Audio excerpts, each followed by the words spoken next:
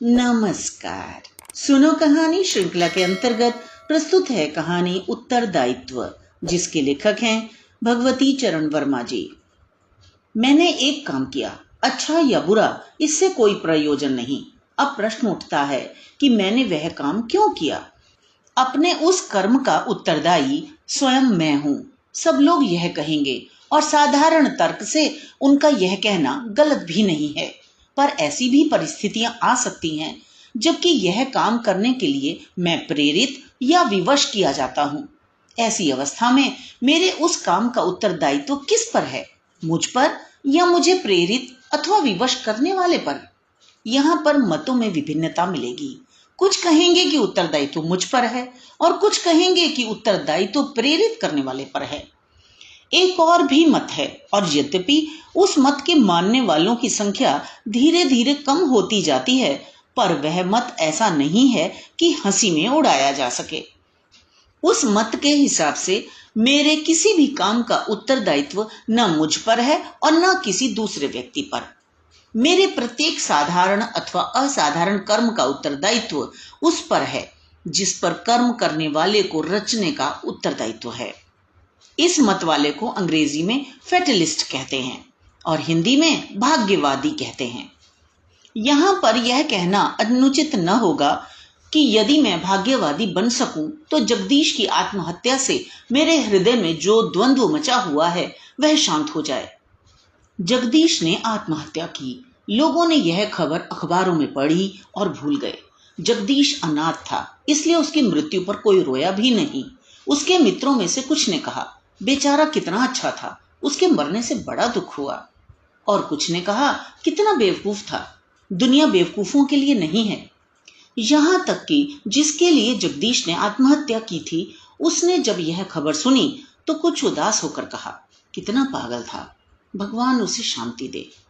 और दुनिया उसी रफ्तार से चलती रही जिस रफ्तार से चल रही थी। जगदीश मेरा सहपाठी था और मेरे बोर्डिंग में रहता था। हम लोग केवल इतना जानते थे कि उसका नाम जगदीश है और वह अनाथ तथा निर्धन है। गोरा सा और लंबा सा नवयुवक, इकहरे बदन का और सुंदर, आंखों में चमक थी और मुख पर एक विचित्र प्रकार की तन्मयता। क्लास में काफी तेज था और ट्यूशन करके अपना निर्वाह करता था। वह एक लक्ष्यहीन नवयुवक था, भावुक और हठी। वह दिन जगदीश के लिए बड़ा अशुभ था जिस दिन जगदीश की मिस शीला से मित्रता हुई। मिस शीला एक संपन्न बैरिस्टर की पुत्री थी और हमारी क्लास में पढ़ती थी। उस दिन जगदीश कितना प्रसन्न था। उसने मुझसे कहा, रंजन, वह अनिंद्य सुंदरी है और वह मेरे सपनों की रानी है, समझे। मिस शीला से उसकी मित्रता की बात सुनकर और उसके प्रति जगदीश के उद्गार जानकर मुझे अच्छा नहीं लगा। शायद इसीलिए कि जगदीश को मैं बहुत चाहता था और मैं उससे अधिक अनुभवी था। मैंने कहा, जगदीश, जानते हो तुम कहाँ जा रहे हो? उसने मेरी ओर कुछ देर तक ध्यान से देखकर कहा, हाँ रंजन, तुम्हारा मतलब विनाश से है ना? उसी ओर जा रहा हूं, प्रेम विनाश का ही दूसरा रूप। और वह मुस्कुरा पड़ा था। जगदीश और मिस शीला की मित्रता बढ़ती गई, वह प्रेम में परिणत हो गई। जगदीश मिस शीला का दीवाना सा हो गया। महीनों एक समय भोजन न करके वह कुछ रुपए बचाता था और एक दिन मिस शीला के साथ सिनेमा जाकर और उसके बाद होटल में उसके साथ बैठकर खाना खाने में फूंक देता था। अपनी आवश्यकताओं को अधिक घटाकर तथा अधिक से अधिक ट्यूशनों पर अधिक मेहनत करके वह कुछ रुपए जमा करता था और एक दिन वह अपनी सामर्थ्य से बाहर एक कीमती उपहार खरीदकर मिस शीला को भेंट कर देता था। जिस बात का मुझे भय था वह अंत में हो गई। उस दिन संध्या के समय जगदीश जब लौटा तब उसके पैर लड़खड़ा रहे थे, आंखें पथराई हुई थी और मुख पर मुर्दनी छाई हुई थी। मैंने उससे कारण पूछा। एक रूखी मुस्कुराहट के साथ उसने कहा, सब समाप्त हो गया। वह कैसे? मैंने पूछा। वह इस तरह कि शीला ने मेरा विवाह का प्रस्ताव ठुकरा दिया। मैंने कहा, तुम शीला के लिए नहीं बने हो और शीला तुम्हारे लिए नहीं बनी है। तुम्हारा सारा भ्रम दूर हो गया और अब तुम अपने को संभाल सकते हो। सब ठीक ही हुआ। जगदीश कुछ देर तक मेरी ओर देखता रहा। इसके बाद तूफान फट पड़ा। ठीक ही हुआ, जो कुछ होता है वह ठीक ही होता है। रंजन, शीला मेरे वास्ते नहीं है, मैं शीला के वास्ते नहीं हूं। और रंजन, जानते हो मेरी दुनिया कितनी संकरी, कितनी सीमित है। मेरी दुनिया शीला है, समझे? इसके ये अर्थ होते हैं कि दुनिया मेरे वास्ते नहीं है और मैं दुनिया के वास्ते नहीं हूं। मैंने जगदीश की पीठ पर हाथ रखते हुए कहा, जाओ सो जाकर, पागलपन की बात मत करो।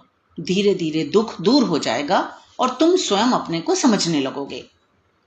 जगदीश ने कुछ नहीं कहा। वह सीधे अपने कमरे में गया और सुबह मालूम हुआ कि रात में जगदीश ने आत्महत्या कर ली। सुख आते हैं और चले जाते हैं, दुख आते हैं और चले जाते हैं, बच्चे पैदा होते हैं और बूढ़े मरते हैं, मित्रता बनती है और टूटती है। यह सब एक विचित्र क्रम है, पर बहुत कुछ मनुष्य की प्रकृति पर भी निर्भर है। भावना यदि जन्म लेती है तो मरती भी है, पर भावना का जीवन मनुष्य की प्रकृति से संबद्ध है।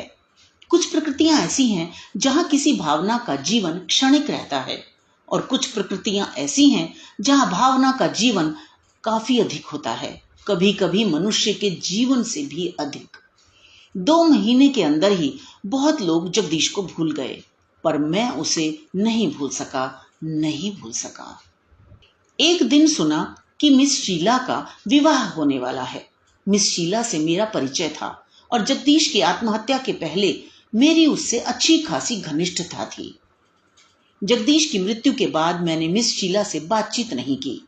न जाने क्यों उसके प्रति मुझ में एक भयानक घृणा की भावना पैदा हो गई थी। यह खबर सुनकर कि मिस शीला का विवाह होने वाला है, मैं अपने को न रोक सका। रविवार था। सुबह चाय पीकर मैं उसके बंगले पर पहुंचा, इत्तला करवाई और ड्राइंग रूम में शीला मुझसे मिली। मुस्कुराते हुए उसने कहा, कहिए मिस्टर रंजन, कैसे भूल पड़े? आज बहुत दिनों बाद आपके दर्शन हुए। मुस्कुराने का प्रयत्न करते हुए मैंने भी कहा, यूं ही घूमता घामता चला आया, सोचा कि आपके विवाह के शुभ समाचार पर आपको बधाई दे आऊं। मैंने जो कुछ कहा उसमें कटुता की एक अव्यक्त भावना अवश्य थी, पर जहां तक मैं समझता हूं मैंने वह भावना तनिक भी स्पष्ट न की थी। न जाने किस प्रकार शीला को उस कटुता का पता लग गया। उसने कहा, आपने बड़ी कृपा की मिस्टर रंजन, आप मुझे बधाई देने आवेंगे इसकी मुझे तनिक भी आशा न थी, और मैं आपके बधाई देने पर आपको धन्यवाद न देकर आपके यहां आने पर आपको धन्यवाद अवश्य दूंगी। अच्छा ही हुआ जो शीला ने बात छेड़ी। यदि वह इस प्रकार उत्तर न देती तो जीवन का एक बहुत बड़ा रहस्य मेरी आंखों से ओझल रह जाता। मैंने कुछ उत्तेजित होकर कहा, शायद विवाह आपके लिए एक आवश्यक विवशता है और इसलिए आपको उससे प्रसन्नता नहीं है। यह कहकर मैं कुछ पछताया भी, पर तीर कमान को छोड़ चुका था। शीला ने मेरी ओर तीव्र दृष्टि से देखते हुए कहा, मिस्टर रंजन, आप मेरा अपमान करने आए हैं। मैं यह जानती हूं। आप अपमान क्यों करने आए हैं इसे भी मैं जानती हूं। यदि मैं चाहूं तो इस अपमान का बदला मैं जाने को कहकर ले सकती हूं, पर ऐसा नहीं करूंगी। जगदीश की मृत्यु के बाद बहुत लोग मुझसे घृणा करने लग गए हैं। आप जगदीश के सबसे घनिष्ठ मित्र थे, शायद आप सबसे अधिक घृणा भी करते हैं। ऐसी हालत में आपसे मैं बातें करूंगी, अपनी सफाई दूंगी, समझे? आप प्रश्न करें और प्रत्येक प्रश्न का सही सही उत्तर दूंगी। मैं संभल कर बैठ गया। मैंने कहा, मिस शीला, मैं आपके सद्व्यवहार के लिए आपको धन्यवाद देता हूं। मेरा पहला प्रश्न यह है, आपने जगदीश से विवाह करने से क्यों इनकार कर दिया? इसलिए कि मैं उससे प्रेम नहीं करती थी, शांत भाव से उसने कहा। आप उससे प्रेम नहीं करती थी? यह तो बड़ी विचित्र बात है। हाँ, मैं उससे प्रेम नहीं करती थी मिस्टर रंजन, मैं कहती हूं कि मैं उससे प्रेम नहीं करती थी। क्या इतना काफी नहीं है? पहले ही कह चुकी हूं कि मैं आपसे सब बातें सच सच कहूंगी, फिर आप मुझे झूठी समझकर मेरा अपमान करेंगे। निष्प्रभ होकर मैंने कहा, पर जगदीश तो समझता था कि आप उससे प्रेम करती हैं। जगदीश समझता था कि मैं उससे प्रेम करती हूं मिस्टर रंजन, उसमें दोष किसका था, जगदीश का या मेरा? यदि मैं किसी व्यक्ति से अच्छी तरह बातें करती हूँ, यदि किसी व्यक्ति को मैं नापसंद नहीं करती हूँ और उसके साथ भी मुझे अच्छा लगता है, तो इसका यह अर्थ नहीं कि मैं उससे प्रेम करती हूँ। मैं यदि किसी व्यक्ति को देखकर मुस्कुरा देती हूँ और वह व्यक्ति इतना मूर्ख है कि मेरी मुस्कुराहट से वह इस निर्णय पर पहुंच जाता है कि मैं उससे प्रेम करती हूँ, तो इसमें मेरा क्या दोष है? मिस्टर रंजन, मैं यह मानती हूँ कि जगदीश को मैं पसंद करती थी। यह ठीक है कि मैं हंसती बोलती थी, पर इसके ये अर्थ नहीं है कि मैं उससे प्रेम करती थी।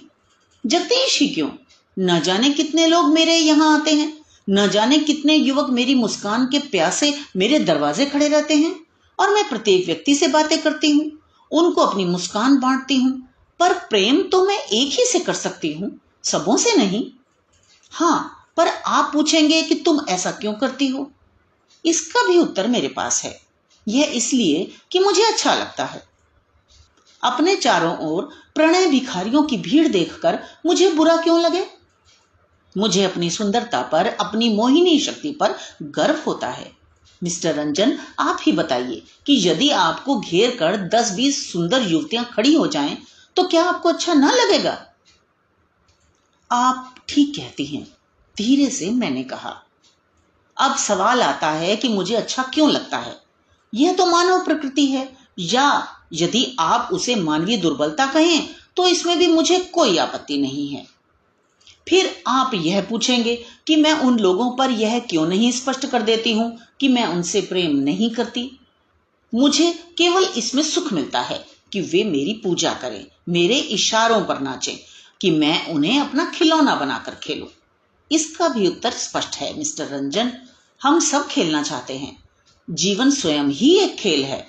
दुखी है जो अच्छी तरह से खेल नहीं सकता। मैं अपने खिलौनों पर यह सत्य प्रकट करके अपने खेल को बिगाड़ूं क्यों? मेरी आंखें खुल गईं। शीला ने जो कुछ कहा वह कटु था, भयानक था, पर सत्य था। फिर भी मैंने साहस किया। पर आपके उस खेल का दूसरों पर क्या परिणाम होगा, यह भी आपने कभी सोचा है?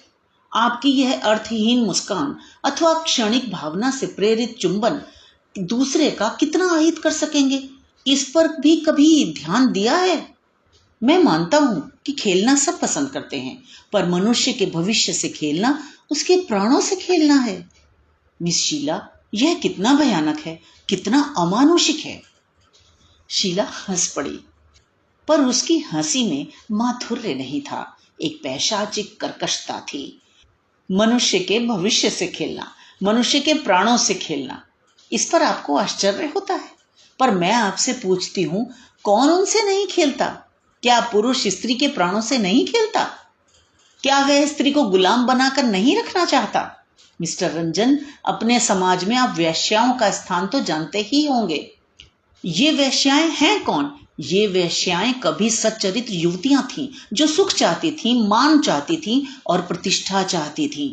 पर इनमें से प्रत्येक के साथ किसी न किसी पुरुष ने सबसे पहले खेला है, और उस पहले खेल से संतुष्ट न होकर पुरुष जाति ने जीवन भर के लिए उन्हें खिलौना बना लिया है। और आप भी सुनेंगे, यह जो नवयुवकों की भीड़ मेरे दरवाजे हाजिरी बजाती है, और आप भी सुनेंगे, यह जो नवयुवकों की भीड़ मेरे दरवाजे हाजिरी बजाती है, इनमें से अधिकांश मुझे खिलौना बनाकर खेलना चाहते हैं। मैं सिहर उठा। चुपचाप मैं मिस शीला की बातें सुन रहा था। मैंने धीरे से कहा, पर जगदीश तो आपसे खेलने नहीं आया था। दूसरे के अपराध का दंड उसे आपने क्यों दिया? शीला शांत सी हो गई थी। हाँ, जगदीश मुझसे मिलने नहीं आया था, यह मैं जानती हूं। मैंने फिर कहा, और जगदीश वास्तव में आपसे प्रेम करता था। यह भी जानती हूं, शीला बोल उठी। पर मैं क्या करूं? जगदीश मूर्ख था, इसका मुझे दुख है। मैंने अंत में उससे भी कह दिया था कि मैं उससे प्रेम नहीं करती, पर वह मेरी बात समझ ही नहीं सका। मैं उस व्यक्ति को, जो समझने के लिए तनिक भी तैयार न था, किस प्रकार समझा सकती थी? और मिस्टर रंजन, मैं सच कहती हूं कि मैं जगदीश के साथ खेली भी नहीं। वह मेरे साथ सिनेमा देखने जाता था। एक आध बार किसी प्रेम दृश्य को देखकर मुझ में एक प्रकार की क्षणिक भावना जाग उठी और मैंने उसे चुंबन कर लेने दिया। पर मिस्टर रंजन, मैं देवी तो नहीं हूं, मानवी हूं, हाड़ मांस की बनी हुई हूं, मुझ में भी वासना है। इस अवसर पर अपने को रोकना बड़ा कठिन होता है। उस आत्मसमर्पण को कभी महत्व नहीं दिया जाना चाहिए। फिर जगदीश इतना अच्छा था, इतना भोला था, इतना नासमझ था कि मैं उसका हृदय भी दुखाना नहीं चाहती थी। शीला की बातें सुनकर उसके प्रति मेरे हृदय में सहानुभूति की भावना जागृत हो रही थी कि एकाएक जगदीश का चित्र मेरी आंखों के आगे आ गया। वह चित्र जिसे मैंने उसके जीवन की अंतिम घड़ियों में देखा था, वही लड़खड़ाते हुए पैर, पथराई हुई आंखें और मृत्यु की छाया से धुंधला मुख। मालूम होता था कि जगदीश मुझसे कहने आया है, बस इतने से ही पिघल गए। उस दिन की मेरी हालत क्या तुम भूल गए? इस स्त्री ने मेरी हत्या की है, यह याद रखो।